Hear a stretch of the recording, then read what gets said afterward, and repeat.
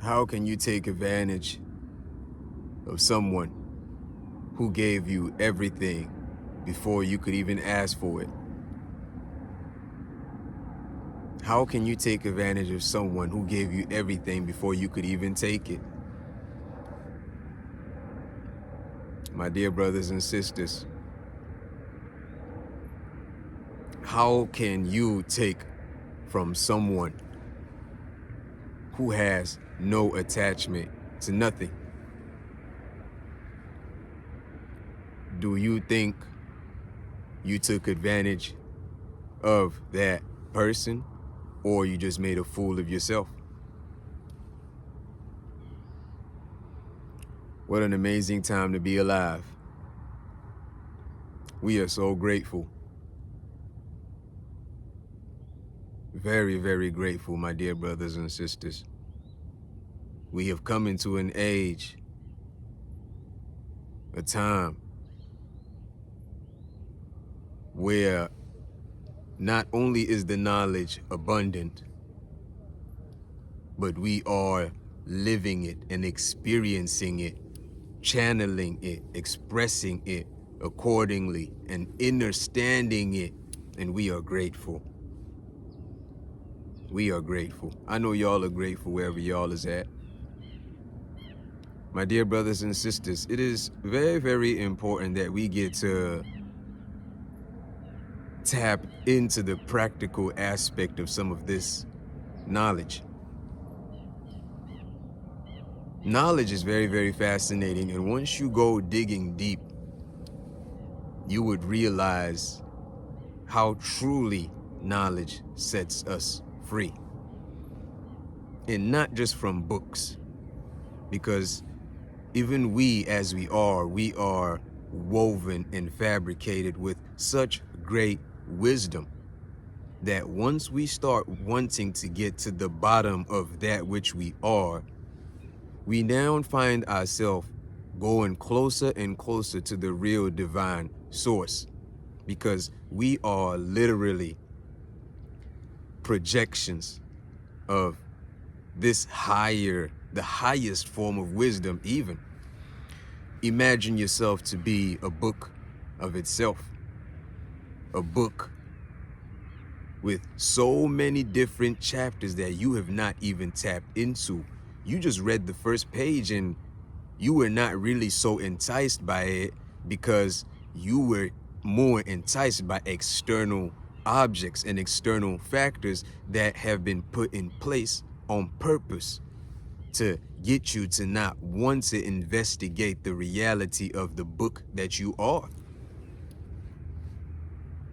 And even think about it, a different labeling has been put over this book entirely, and so many different functions have been downloaded and programmed inside of this book. So now you are exploring volumes that are not necessarily getting you to connect to the real underlying factor of that which you truly are. But now we have the common denominator, and now we are seeing the importance of accessing, because we do have access to ourselves. So easy for us to be much more attached to the modes of pleasure, because that is a chapter in itself within the book that we are.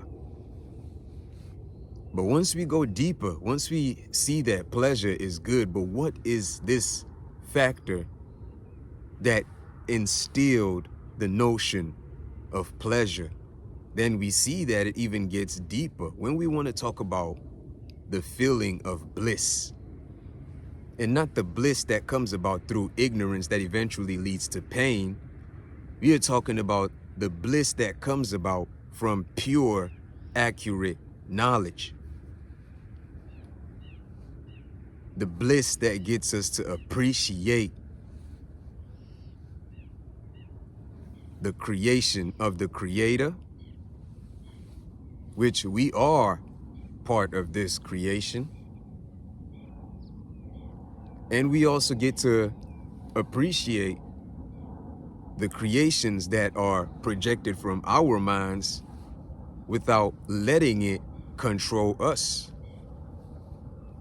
We are not going to let the things that are projected from our minds become idols over us, become Lord over us, because we know that even us, the mind, is even a projection of something higher.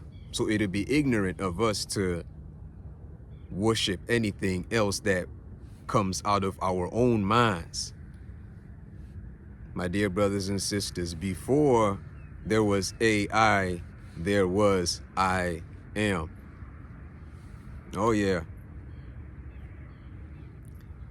I love connecting with y'all. I love being able to share, because as they say, sharing truly is caring.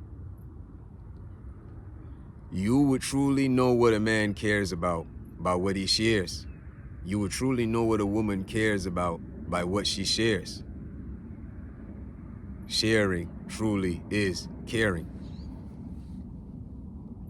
But my dear brothers and sisters, let us truly take advantage of the fact that we are in a human body. Truly, it is the greatest gift granted to us. And I'm talking about, when I say us, I'm referring now to the spirit. Granted to the spirit form to experience this dimension, this physical dimension. And as we get to experience it, we should know that this isn't all that there is. So we are fascinated, but then we get humbled. We are fascinated, then we realize there's always going to be something else that's going to be more fascinating. So we decided that if the mind, or if the eye, is never tired of seeing, and the ear is never tired of hearing, that means we have to get within the mind and make sure that we are balanced and stable enough to not be moved by the objects we see or that which really hits the ear. But we must respect everything as it is if it is serving a collective good. We are going to stay working on ourselves. We're going to continue to work on ourselves, because the more we work on ourselves, the more we allow higher information to come through us. And once we work on ourselves with the intention of wanting to contribute positively to our society, I'm talking about tapping down into the compassionate aspect of our being, we get to see that even higher messages and wisdom will be made manifest through us. Higher information to be made manifest through what we are seeking to bring to the light, because the higher forces favor good progress on this planet. And so they would always do that which is necessary to add on to the physical manifestations that are working towards bringing about higher light on this planet, my dear brothers and sisters. This means that we must be very, very careful with our intention, tying it into our ambition. If our ambition is only to accumulate that which is already here, to feel like we have accomplished, we don't see the ignorance in that, do we? There is nothing truly that we can accumulate on this planet and declare to be ours. There's no way. So we get to realize that that which we truly own, that which we truly are in conjunction with, if we want to lay some type of ownership, is just going to be the internal self. And can you imagine not appreciating self, but appreciating everything else outside of that, only to at some given point get to realize that the mind being attached to this notion of self and still being attached to this physical realm at some given point has to take on another lively form just to experience it, because it was not conscious of the fact it needed to put self first. My dear brothers and sisters, what an amazing time to be alive. Truly, we are grateful. So much to be grateful for. Wouldn't y'all agree? We are forever grateful. We will stay forever grateful. We will take it upon ourselves, because it is nobody else's responsibility but ours to make the world the very, very best place that it needs to be, even if not for us, for the ones coming after us. We must be very conscious of that, because before we came in, there were those who came before us, and we must be conscious that they're the ones coming after us as well. Let's go ahead and cap it at that. I know y'all gonna remain blessed and highly favored wherever y'all is at. My dear brothers and sisters, strap up, be ready, because it's getting more interesting as we are progressing into the days ahead. And when I mean strap up, I mean with the knowledge, because they say out of everything, always choose wisdom. Out of everything, always choose knowledge. So strap up mentally, fortify yourself mentally, because that's how you're gonna be able to maneuver through all of this. And at the end of the day, you're not even bothered, because you know this is all passing. Anybody that's caught up in this is because they felt like they were gonna hold on to things that are passing. But you on the chosen's path, and you know this is all passing, so you're not even attached to it, right? Thank y'all so much for subscribing to the channel. Thank y'all so much for staying tuned in up until this very point.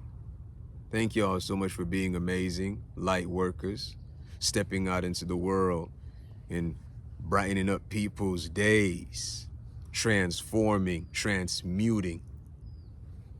Continue the great work, my dear brothers and sisters. Until next time, I am the common denominator, and y'all just tuned into my spiritual friend in need at the Chosen's Path. Bless.